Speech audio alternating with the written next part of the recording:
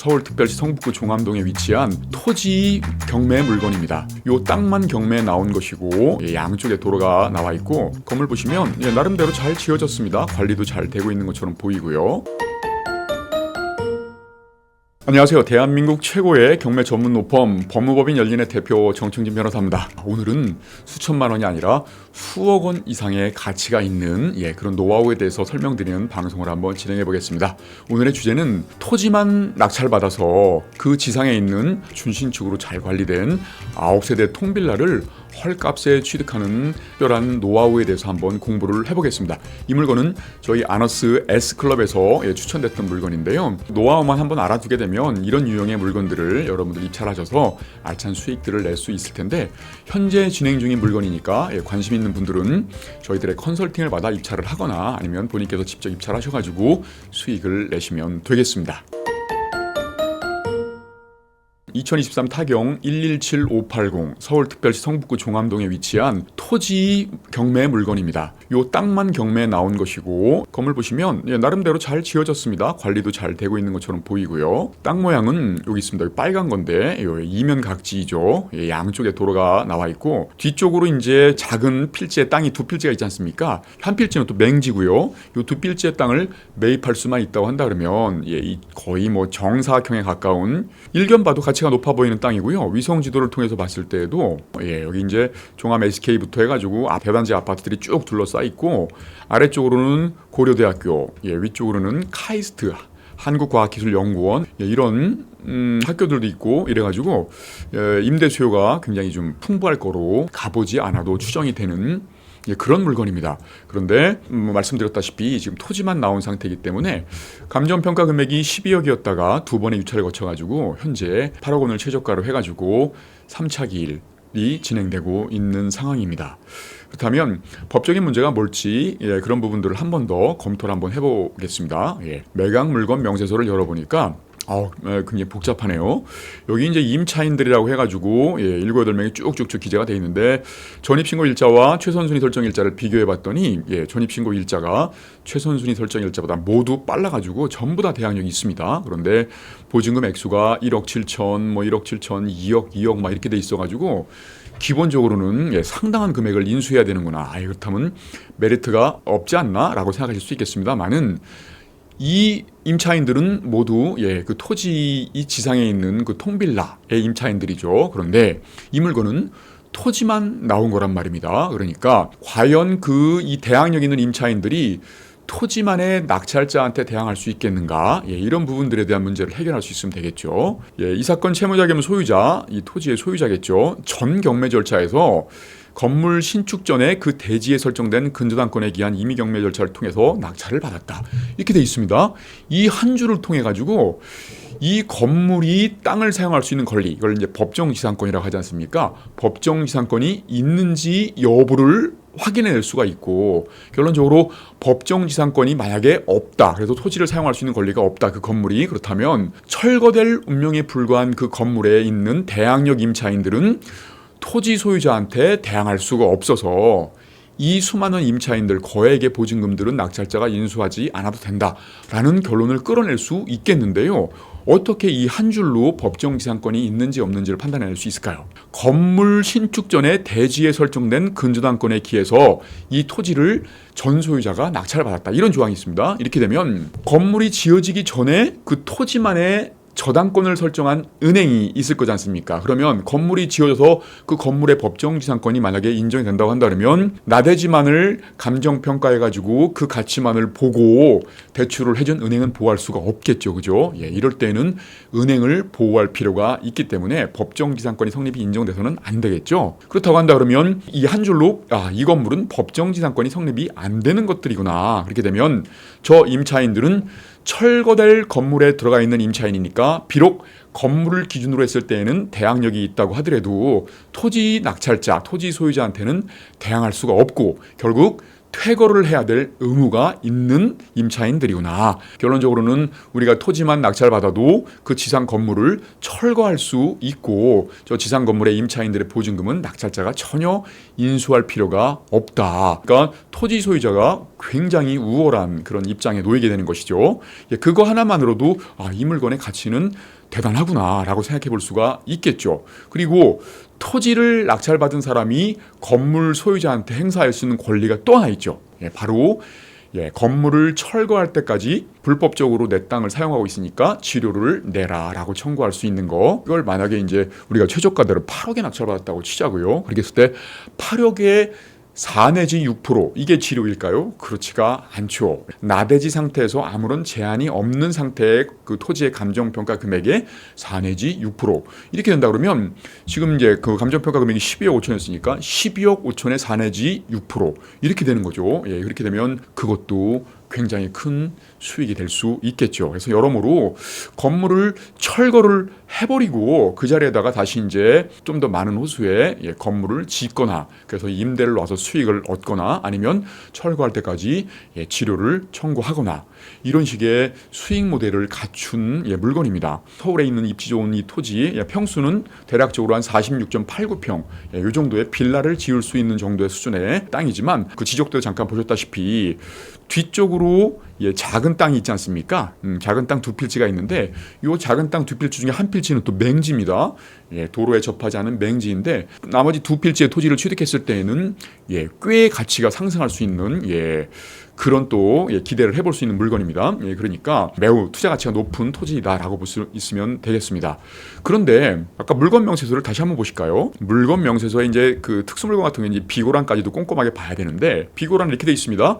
본건 지상에 제시의 건물이 있다. 지상 5층짜리인데 1층은 근린생활시설이고 다세대 주택이 있다. 1층이 이제 그 근린생활시설 작은 근린생활시설인데 주택으로 활용은 되고 있습니다. 그리고 나머지 이제 각 층마다 2개 호실이 있어가지고 전체 9개 호실에 주택 및 근린생활시설이 소재를 하고 있습니다. 그런데 지상 건물은 매각에서 제외한다. 이렇게 돼 있군요. 그러니까 토지만 입찰하는 물건이다 이건데 요 아래가 더 중요합니다. 이 사건 물건 매각으로 그 지상 건물 소유율이란 법정 지상권 성립 여부를 알 수는 없으나 이렇게 돼 있지만 우리는 아까 단 한 줄로 이 건물은 법정 지상권이 성립이 안 돼서 철거가 예정돼 있구나라고 생각하시면 되겠는데 아니나 다를까 채무자겸 소유자가 의견서를 제출했는데 이 토지를 낙찰받은 다음에 전 소유자가 우리와 같은 경매인이죠. 낙찰받은 다음에 바로 지상 건물 소유자를 상대로 해가지고 철거 소송을 진행을 했고 거기에 이제 임차인들이 아까 보셨다시피 꽤 많았지 않습니까? 임차인들은 토지 소유자한테 대항할 수 없으니까 퇴거해야 한다라는 식으로 퇴거 소송을 진행을 해서 9개 호실 전부에 대해서 이제 퇴거 집행을 완료를 해버리고 그래서 9개 호실은 지금 공실 상태로 방치되고 있다. 이렇게 기재가 돼 있습니다. 그래서 이걸 믿을 수 있겠는가 봤더니 판결이나 결정문까지도 같이 소명자로 첨부가 돼 있기 때문에 믿어도 되겠다 이렇습니다. 전 토지 소유자가 건물 소유자를 상대로 철거 및 임차인들 상대로 퇴거 판결을 받았다고 한다면 우리가 낙찰받은 다음에 다시 철거 소송하고 퇴거 소송을 진행할 필요가 없이 승계 집행문을 부여받아가지고 바로 철거 집행을 강행할 수 있겠구나. 그렇다면 우리가 토지 받아가지고 건물 소유자랑 싸우는 그 철거 소송 진행하고 하면서 싸우는 그 한 2, 3년의 기간을 줄일 수 있겠구나. 임차인들의 보증금도 퇴거 집행을 통해서 내보내버렸으니까 그 공실이라고 했지 않습니까? 이렇게 되면 다른 방법을 한번 생각을 해볼 수 있겠구나. 건물주가 이렇게 불완전한 그런 건물들에 대해서 임대를 제값받고 다 임대를 놨죠. 그렇게 해서 수익을 얻은 반면에 임차인은 이제 땅을 잃어버리게 됐고 그다음에 철거까지 당하게 됐으니까 손실을 보게 됐고 정말 안타까운 상황이 발생을 했는데 결론적으로 임차인들은 이 사건 토지의 낙찰자가 아니라 건물 소유자한테 그 보증금 반환 청구권을 행사해서 받아야 되는 그런 상황이다. 그런데 이제 철거될 건물이 있다 보니까 어떻게든 그 철거될 건물에도 경매를 넣는다 하더라도 낙찰이 되게 낮게 되겠죠, 그죠? 그런 상태라고 한다 그러면 본인들이 대항력이 있다 하더라도 그 보증금을 찾기가 되게 어려운 상황이 됐습니다. 그런데 실질적으로 이제 여기서 우리는 이 건물을 철거를 해서 수익을 내는 방법뿐만이 아니라 이 건물을 우리가 헐값에 사들이는 방법은 없을까? 라고도 한 번쯤은 생각해 볼 수 있어야겠죠. 그런 힌트가 어디서 얻어지냐면 이 건물에 임차인들이 있었는데 임차인이 대항력을 취득하려면 전입신고하고 점유, 그러니까 주택에서 실거주를 하거나 최소한 그 배타적인 점유를 해야 되는 상황들인데 나갔단 말입니다. 지금 이제 어떻게 보면 집행을 통해서 쫓겨난 거죠. 이렇게 됐다 한다면 점유의 요건을 갖추지 못했기 때문에 대항력을 행사할 수 없겠다.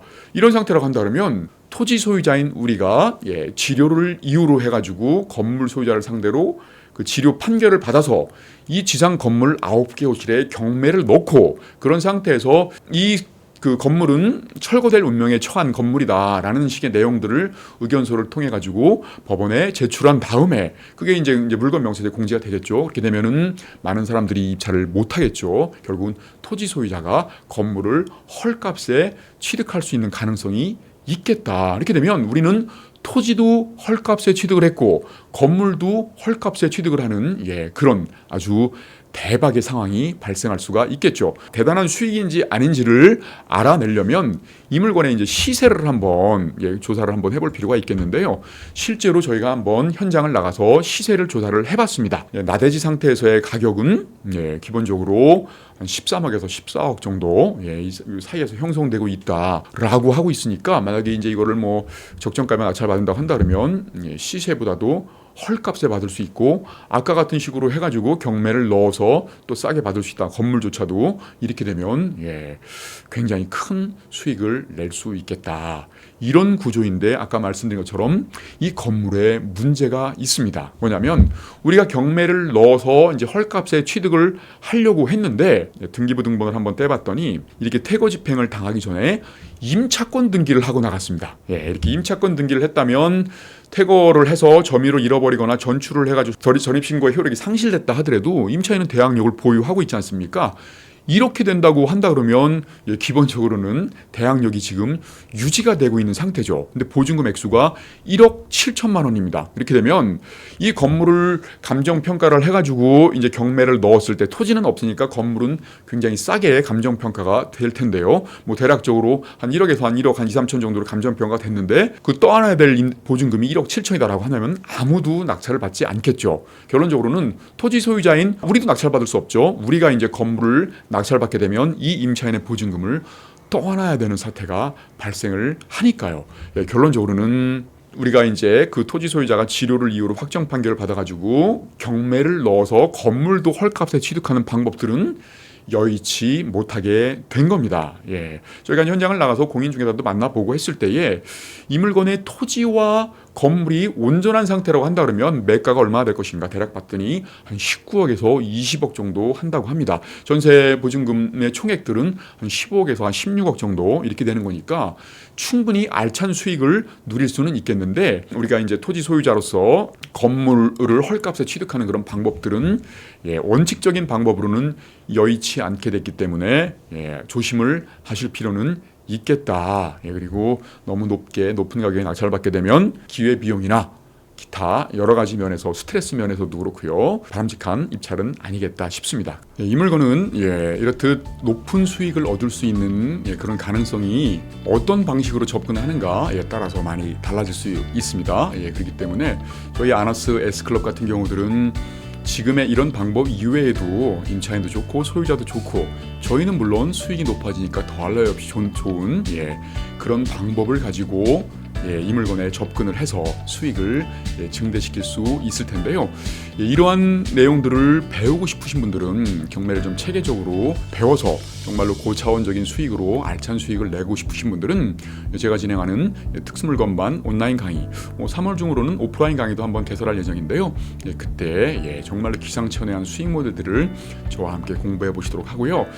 지금까지는 건물 철거해서 새로운 건물을 지어가지고 임대하고 매각하는 그런 수익 모델에 대해서 논의했지만 말씀드린 것처럼 임차인도 좋고 소유자도 좋고 그리고 저희들도 수익이 높아지니까 더할 나위 없이 좋은 그런 신박한 방법들을 또 여기서 가미를 시킨다고 한다면 우리들의 수익은 굉장히 높아질 겁니다.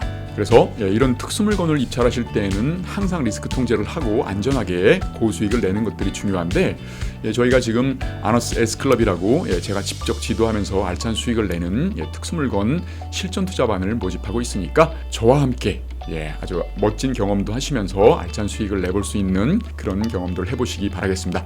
저는 정충진 변호사였습니다. 다음 시간에 더 멋진 수익 모델로 찾아뵙겠습니다. 감사합니다.